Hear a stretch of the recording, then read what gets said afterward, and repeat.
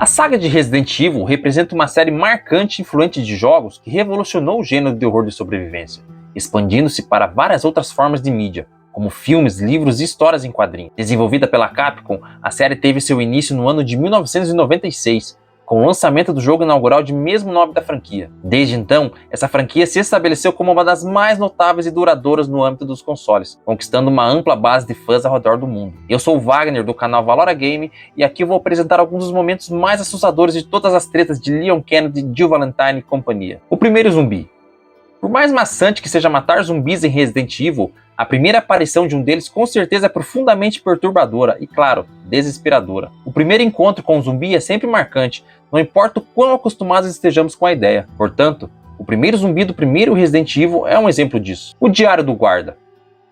Podemos notar vários documentos em Resident Evil que garantem que muitos de vocês não dão a mínima para eles. No jogo inaugural, encontramos o Diário do Guarda. Esse diário relata a gradual metamorfose de um indivíduo infectado. As primeiras anotações começam de maneira convencional, abordando o incômodo resultante de um incidente no laboratório, no qual todos os empregados receberam ordens para usar trajes de proteção comparáveis a vestimentas espaciais. Ao longo dos dias, a situação do guarda se deteriora progressivamente, com o surgimento de bolhas e febre, acompanhados por uma irritação insaciável. A narrativa alcança seu ápice nas últimas anotações, descrevendo o momento em que, ao coçar a infecção, ele arranca um fragmento de carne em decomposição. No dia seguinte, sua entrada simplesmente menciona: a febre se dissipou, mas a coceira, a fome e o desejo de consumir alimento de cão persistem. O derradeiro registro é uma página não datada, trazendo a frase lacônica: a coceira saborosamente irresistível. Lutando contra Carla.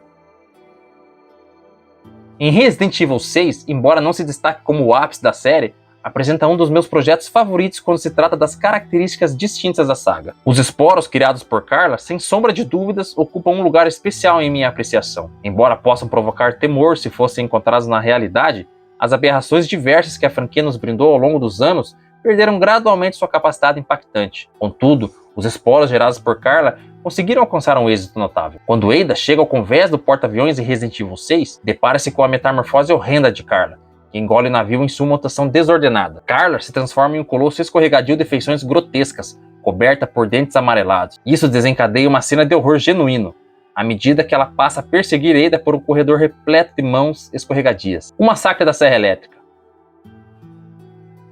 No contexto de Resident Evil 4, não podemos deixar de mencionar o Dr. Salvador, cujas características consistem em utilizar sacos de pão no rosto e motosserras desnecessárias. Ele está consideravelmente distante de ser o mais desafiador com que lidar, mas convenhamos que dá um certo medo e trabalho para derrotá-lo, não? No minijogo Mercenários, você se depara com um colosso totalmente insano brandindo uma motosserra de 2 lâminas, uma invenção que pode ser qualificada como a mais extraordinária ferramenta concebida. Conforme detalhado na enciclopédia, ele é aparentemente intitulado Indivíduo da Motosserra Gigante, um rótulo que não origina debate da minha parte. Entretanto, a experiência mais angustiante, traumatizante e aterrorizante de lidar com um portador de motosserra nesse jogo, segundo a minha perspectiva, ocorre no encontro com as irmãs Bella. Trajando vestimentas sujas, semblantes ensanguentados e olhos arregalados, o fato de suas alcunhas significarem literalmente irmãs bonitas assume um caráter curiosamente perturbador. Tal estranheza já é perceptível no conceito, mas quando se entra na arena, a compreensão de que você precisa enfrentar simultaneamente 2 portadoras enlouquecidas de motosserra intensifica. A vozinha da cadeira de rodas.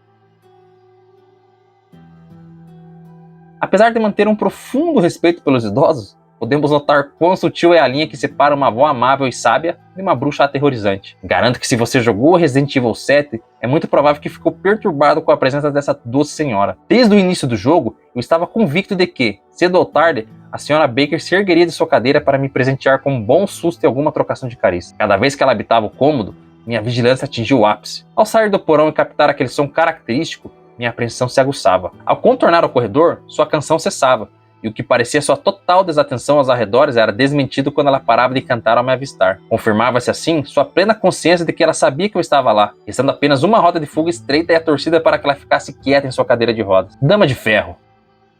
Bocas grandes e cheias de dentes, sons de respiração angustiante e a capacidade de regenerar membros. É só isso, mas é o suficiente para nos deixar agoniados, não é mesmo? A Donzela de Ferro já é assustadora o suficiente só com a mandíbula dela, mas o fato de que ela quer apenas te abraçar é a cereja do bolo. Encontrar a Donzela de Ferro é um dos momentos mais aterrorizantes de toda a saga Resident Evil 4, e caso você esteja sem a sua mira biosensora para detectar as plagas em seu corpo, a sua agonia será bem maior. Todos os sustos, Os sustos repentinos são os últimos, porém não menos importantes a serem mencionados. É difícil escolher um só. Talvez eu escolheria Nemesis e suas entradas nada discretas, mas podemos citar mais alguns que dão certo gelo na barriga. Podemos nos lembrar dos cães sedentos por sangue no icônico Resident Evil 1, mas seria errado não lembrar também do encontro com os Lickers de Resident Evil 2 e por fim o encontro de Leon Kennedy como o Homem do Forno. Portanto, aqui estão alguns dos sustos juntos em um só pacote. Essas foram algumas das cenas que mais impactaram na minha humilde opinião do decorrer da franquia. Provavelmente deixamos algo de fora e você pode ficar à vontade para comentar aqui embaixo.